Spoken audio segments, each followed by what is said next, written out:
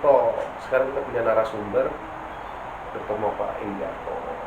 Waduh, kalau dibilang narasumber, gue juga pusing tuh.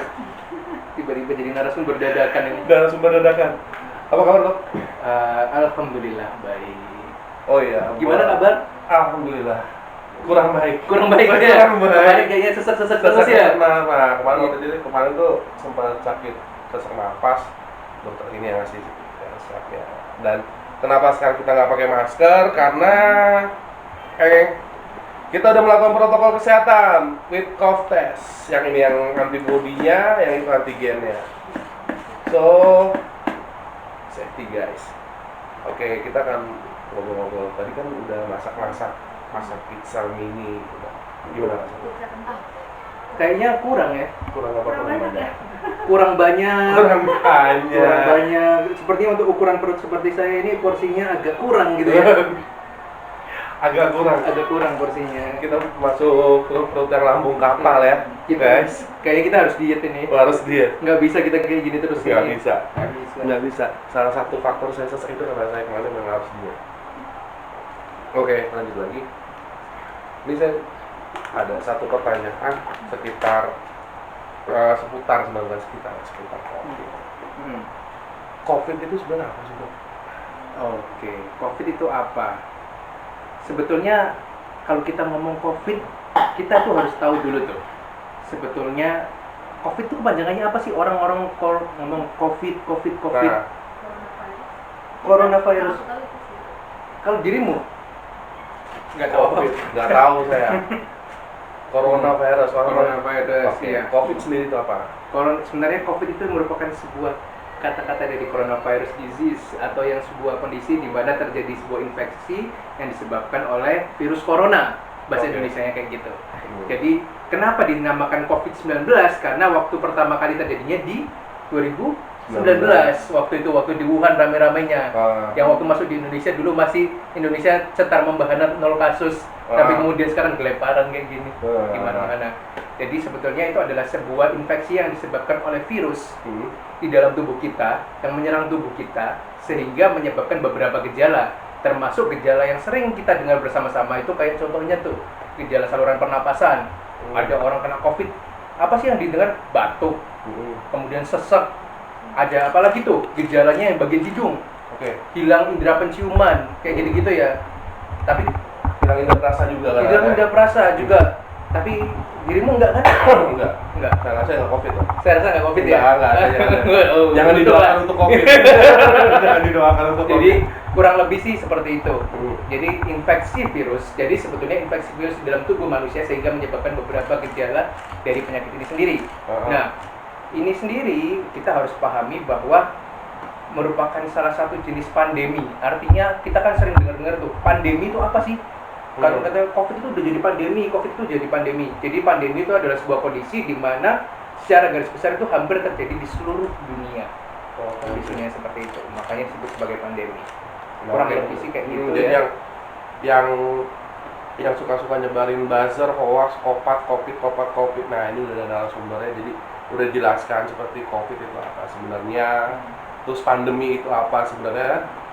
Kita udah jelas nih. Nah, terus buat dari Pak gini ada pertanyaan nggak? Coba. Oh ya, aku mau nanya sebutan vaksin.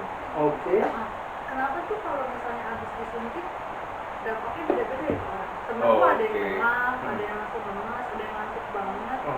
Ada yang jadi jatuh cinta nggak? Nggak ada ya?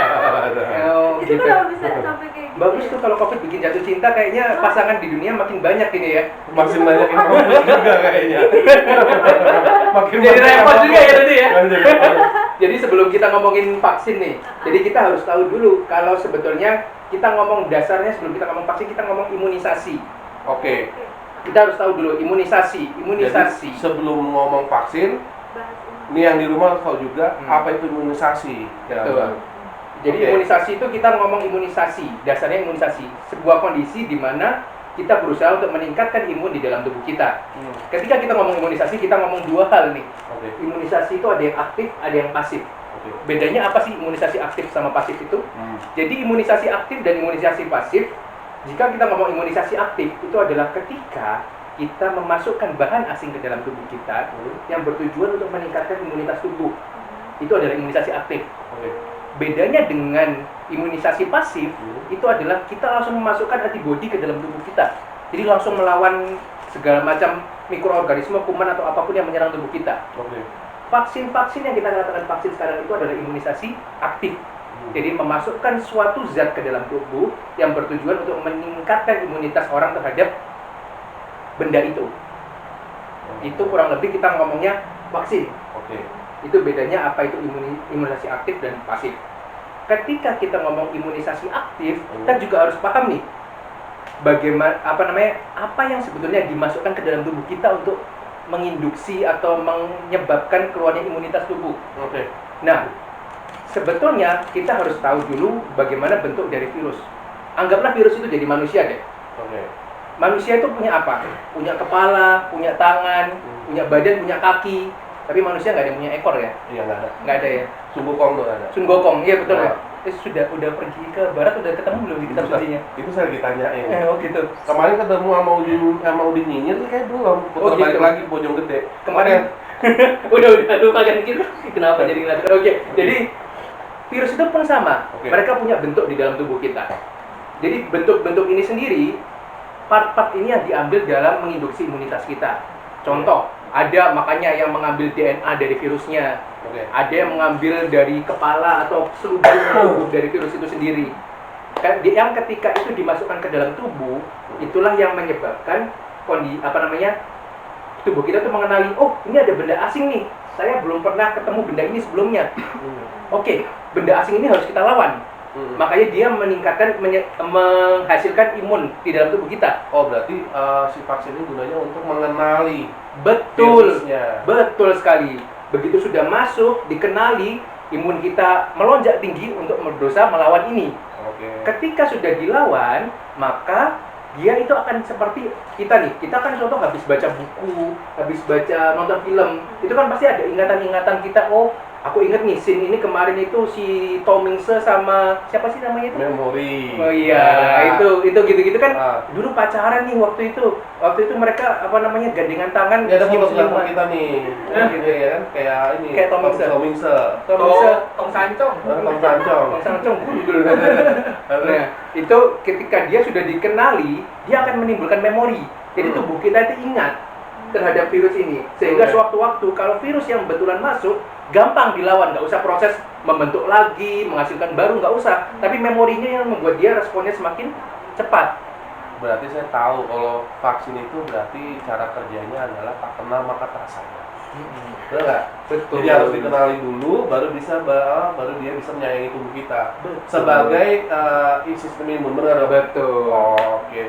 Nah terus kenapa yang tadi pertanyaan itu kenapa ketika divaksin kita suka ada demam ya, benar nggak? Oke. Demam, ada efek-efek demam itu karena faktor apa tuh, Dok? Nah, sekarang penjelasan selanjutnya itu adalah ketika kita masuk ke dalam tubuh, vaksin ini banyak jenisnya. Tadi kan aku udah bilang ada yang kepala, Ada kaki, DNA, oke. dan yang lain-lain.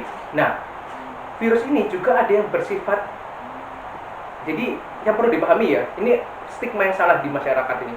Banyak yang ngomong bahwa vaksin itu isinya benda hidup yang langsung dimasukin ke tubuh. Kalau lu dikasih ini itu lu pasti sakit deh. Lu nggak mungkin itu hoax, semuanya hoax. Jadi sebetulnya dia itu dalam dua bentuk utama, yaitu apakah vaksin itu adalah apakah mikroorganisme kayak virus ya, contohnya kita ngomong virus ya. Apakah virus itu adalah virus yang dilemahkan, artinya dia sudah nggak mempunyai efek virulensi, artinya dia tidak menyerang tubuh kita secara kuat, atau dia itu vaksin itu sebenarnya sudah mati. Jadi ibaratnya itu vaksinnya itu virusnya udah mati, cuma karena bagian-bagiannya dikenali tubuh kita, makanya tetap bisa menginduksi imunitas. Oke. Nah, terus ada satu lagi yang mungkin cuma bagian kepala, kaki gitu-gitu aja tetap bisa menginduksi imunitas. Nah, kenapa bisa ada gejala seperti itu? Karena kita harus ngomong bahwa ketika vaksin itu, contohnya itu vaksin yang dilemahkan ya, jadi sebenarnya dia virusnya ada, tapi sudah dilemahin sehingga nggak mungkin bisa mengganggu tubuh kita. Ketika dimasukkan, tubuh kita itu akan bereaksi. Yang saya bilang tadi, menghasilkan imunitas. Ketika dia menghasilkan imunitas, itu ada namanya zat-zat peradangan, zat-zat inflamasi, zat-zat inflamatorik atau zat-zat interleukin dan yang lain-lain, itu adalah zat sinyal-sinyal yang diberikan kepada tubuh kita untuk menandakan ini ada benda asing nih, kita harus lawan sekarang. Salah satu side effect yang mungkin muncul dari itu semua adalah beberapa gejala yang disebutkan tadi, seperti demam atau kemudian ngantuk, pegel-pegel atau yang lain-lain, itu ada kemungkinan seperti itu. Karena sebetulnya itu adalah proses normal. Contoh nih, dirimu ketika sakit, lagi kena nih, lagi tiba-tiba putus cinta zaman muda dulu, kehujanan, apa yang dilakukan? Udah tahu hujan, nggak masuk rumah kan, malah makin teriak-teriak di tengah jalan sambil hujan-hujan supaya dramatis. Terus akhirnya sakit tuh, masuk virus. Tubuh kita berusaha melawan, pasti akan demam. Itulah sebenarnya kuncinya. Jadi sebenarnya side-side itu akan muncul pasti, tapi belum tentu semuanya akan mengalami hal yang sama. Tergantung respon imun tubuh kita sebetulnya. Ada yang habis disuntik nggak masalah sih. Betul. Aku banyak banget cuman kayak ini aku ada ini, cuman kan aku masih belum 30 tahun namanya. Aku harus ada di terus juga. Yang vaksin yang mana? Corona. Oke. 30 kan ada yang macam-macam. Aku masih bingung sih. Kalau buat aku tuh vaksinnya biasa ya. Maksudnya jenisnya tuh kayak apa gitu. Masih umur-umur masih di bawah 25. Sebetulnya sih bukan masalah itu ya. Jadi alasan kenapa kita sekarang ini gini, ketika kita membuat vaksin, kita itu harus melewati beberapa penelitian. Jadi ibarat kata nih, nggak tiba-tiba gue lagi jalan-jalan di tengah jalan menemukan vaksin terus gue bilang ini adalah vaksin paling hebat terus gue jual ke seluruh Indonesia. Nggak mungkin kayak gitu. Proses pembuatan vaksin itu melalui beberapa uji klinis yang melalui beberapa tahapan 1, 2, 3, dan 4.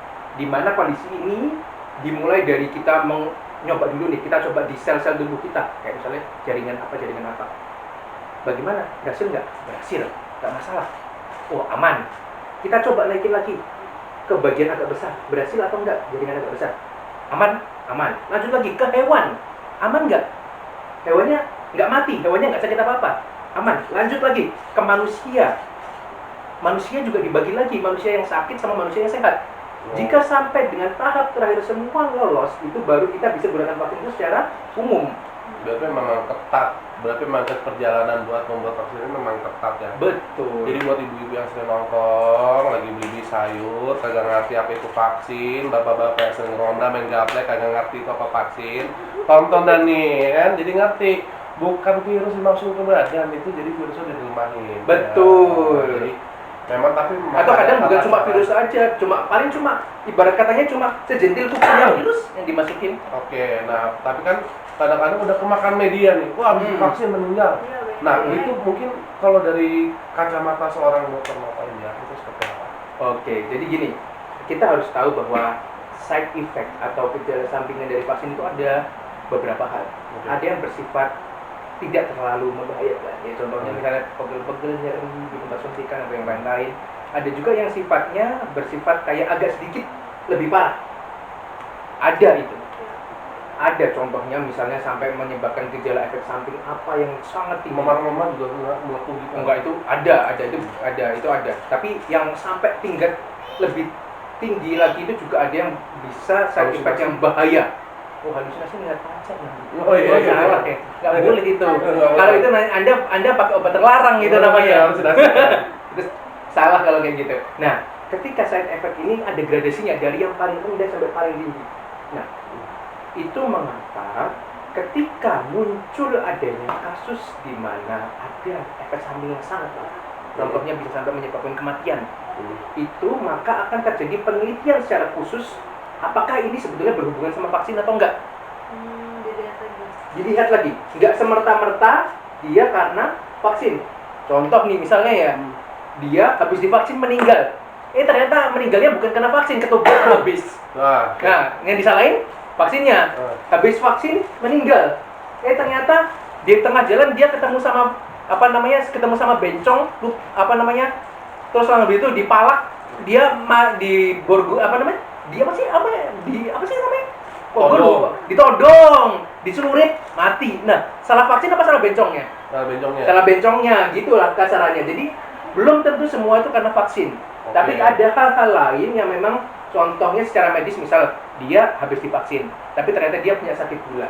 Nah, dia punya darah tinggi, terus Oke. ternyata dia itu sudah punya riwayat penyakit jantung dari sebelumnya. Oke. Terus setelah itu dia meninggal bukan karena vaksinnya, tapi karena dia nggak makan teratur, nggak makan dengan benar, nggak minum obat dengan baik, akhirnya kena serangan jantung. Tapi itu tidak berhubungan sama vaksinnya. Sehingga ketika ada kejadian seperti itu pasti akan ditelusuri lebih lanjut. Dan itu makanya kita tidak boleh termakan hoax bahwa semua pasti karena vaksin setelahnya. Tapi kita harus teliti sampai dalam dulu, apakah ini benar karena vaksin atau bukan. Iya benar, makanya buat warga-warga plus 62 biasakan membaca berita dari awal sampai akhir. Biasakan menonton dari awal sampai akhir. Jangan pas tengah-tengah lu matiin apa lu stop, jangan sepotong-sepotong. Jadi kalau kayak gini kita enak nih dapat sumber, dapat ceritanya tuh dari A sampai Z. Oke, berarti jadi yang amannya Ini itu masalahnya vaksin. ibu-ibu zaman sekarang itu kalau lihat berita itu clickbaitnya yang dilihat duluan. Iya. Parah. Bahkan cuma kayak Nah, iya. Ini 7 alasan kenapa orang-orang jatuh cinta. Nomor 6 akan membuatmu wow. Oh, iya, Gitu benar. kan? Iya, Itu benar. pasti akan lebih suka daripada nonton yang lain-lain. Yang lebih lucu lagi sekarang banyak yang nggak jelas. Apa Yang itu? ditonton-tonton itu kan yang banyak yang nggak jelas. Yang mau yang pantat, ya kan? Wah, itu tadi. Yang mau yang pantat, tet, yang goyang gitu-gitu doang, udah tinggi. Terus jadi kalau saya lihat sekarang tuh mereka menonton yang nggak ada edukasinya, tapi seolah-olah paling edukasi. Iya. Tapi tontonan mereka nggak beredukasi, benar dong? Betul. Ya kan? Nah, jadi Tapi repot ya, gue juga pernah itu nyoba kayak gitu goyang mata tapi nggak ada yang lain.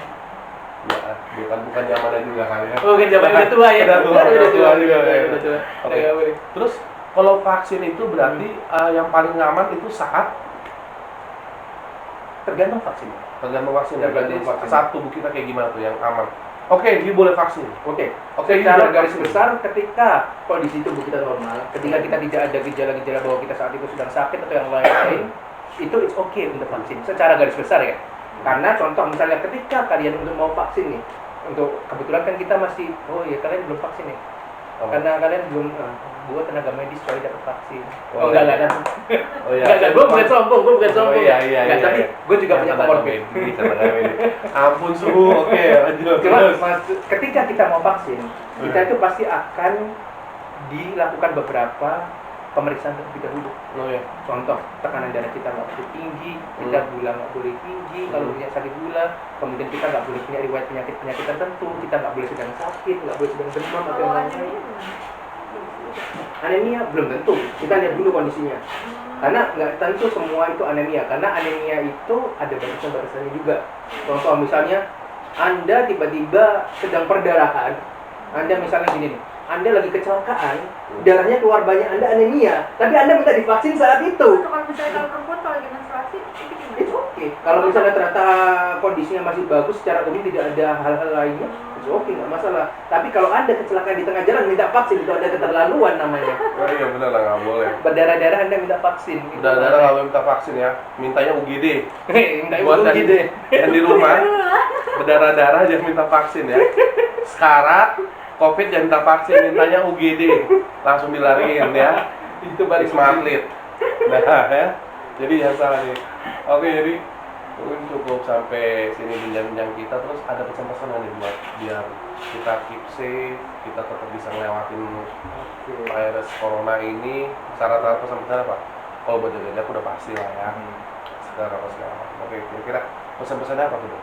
Mungkin satu hal ya yang saya ingin katakan bahwa saya paham ini semuanya berat bagi semua masyarakat Indonesia, bukan hanya tenaga medis. Kalau dikatakan tenaga medis berat dan lain-lain, enggak, saya paham bahwa seluruh masyarakat Indonesia pasti merasakan ini berat, terutama dengan adanya kondisi seperti ini, lockdown, semua proses perdagangan dan bisnis mulai menurun, akhirnya pendapatan juga pasti menurun. Tentu secara ekonomi itu pasti berat. Jadi saya tidak akan pernah bilang bahwa ini hanya untuk tenaga medis, tapi untuk seluruh masyarakat Indonesia ini adalah momen yang sangat berat. Tapi satu hal yang paling penting untuk kita lakukan saat ini bersama-sama adalah satu, kita harus mampu untuk menjaga diri kita masing-masing. Ya, kita udah tahu lah yang menjaga diri, menggunakan masker dan yang lain-lain itu adalah sebuah hal wajib yang sudah sering dikata-katakan. Tapi ingat, itu bukan cuma untuk diri Anda sendiri, tapi itu juga berfungsi untuk semua orang di sekitar Anda.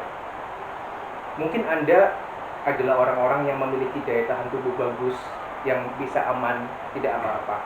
Tapi bagaimana dengan orang di sekitar Anda? Apakah orang tua Anda seperti itu? Apakah anak istri Anda seperti itu? Anak suami Anda? Apakah orang-orang di sekitar Anda ini benar-benar memiliki ketahanan tubuh yang sama? Satu hal yang mengubah hidup saya itu, salah seorang teman saya itu juga meninggal karena corona. Waktu itu satu keluarga mereka, itu saya yang periksa. Waktu itu saya yang periksa dan saya tahu itu corona, baru dimasukkan 1 bulan, besoknya langsung masuk rumah sakit, langsung naik ICU, dan 1 bulan kemudian langsung meninggal. Dia itu mau dipasang alat bantu nafas itu sampai nggak mau terus karena dia takut itu hari terakhir momen ketika dia membuka mata. Jadi saya paham ini momen yang sangat berat untuk semua orang, baik dari segi kesehatan, finansial, dan yang lain-lain. Tapi satu hal yang ingin saya tekankan, jagalah diri Anda untuk menjaga semua orang yang ada di sekitar Anda. Jangan mau termakan hoax-hoax yang justru akan memberatkan atau memperkeruh keadaan saat ini. Pastikan semua sumber informasi kesehatan yang Anda dapatkan itu berasal dari orang-orang yang terpercaya. Dan yang paling penting, mari kita lewatin semua momen ini bersama-sama hingga kita akhiri dengan kemenangan kita terhadap corona. Dan jangan lupa nonton channel apa ini namanya? Oke, jangan lupa nonton channelnya, kita ada di RO Media. Ntar gue nggak promosi, gue dimarahin kan sini. Malam. Ya udah. Jangan lupa nonton juga channelnya RO Media. Jangan lupa nyalain lonceng juga. Iya, jangan lupa subscribe juga. Gue pengen ngomongin subscribe. Oke, subscribe juga. Oke, jadi intinya kalau kalian sayang sama keluarga kalian, sayang sama keluarga kalian, sayang sama anak, istri, teman apa itu, simple. Kalian juga diri kalian sendiri, tetap jalan protokol kesehatan, keep safe, jangan pakai masker, sanitizer semuanya. Jadi sayang itu bukan hanya di ucapan tapi dilakukan. So, thank you Dr. Novalia. Thank you. Terima kasih, Dok. Thank you. See you guys. Bye-bye. Bye.